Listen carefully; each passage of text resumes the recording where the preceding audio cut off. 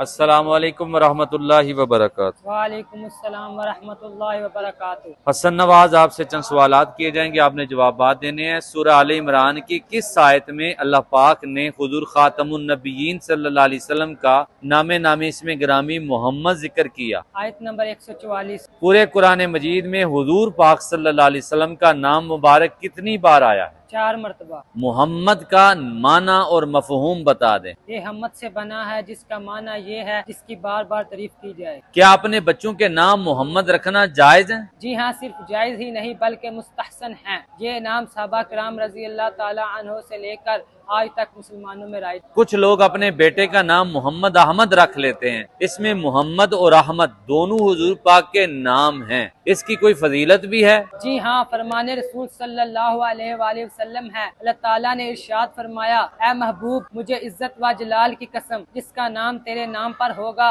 मैं उसे अजाब ना दूंगा। ऐसा शेर सुनाएं जिसमें नामे मोहम्मद भी हो, दुआया कलिमात भी हो। मालिक लज्जे गुनाह से मुझे ना आशना कर दे, मुझे बस इश्के मोहम्मद में फना कर दे। सूरह आले इमरान की आयत नंबर 144 में अल्लाह पाक ने ये क्यों कहा कि मोहम्मद तो एक रसूल है? ये बताना मकसूद था कि रसूलों का काम तबलीग करना है। नबी व रसूल वसाल भी फरमा जाएं, उम्मत हमेशा अपने दीन पर साबित कदम रहेगी। मुजाहिदीन इस्लाम को हौसला देने के लिए सूरह आले इमरान की आयत नंबर 145 में क्या खूबसूरत बात इरशाद फरमाई गई? मुजाहिदीन इस्लाम को हौसला देने के लिए फरमाया, मैदान जंग में मौत नहीं, यह हुक्म रब्बी से आती है। मौत अगर आ भी जाए तो हजारों मुहाफिज भी कुछ नहीं कर सकते। जिहाद के बारे में कुरान पाक की कितनी आयात का नुज़ूल? 500 से जायद आयात का नुज़ूल हुआ। जिहाद का हुक्म कब नाजिल हुआ? 2 हिजरी को। शाबाश, बहुत अच्छे जवाब।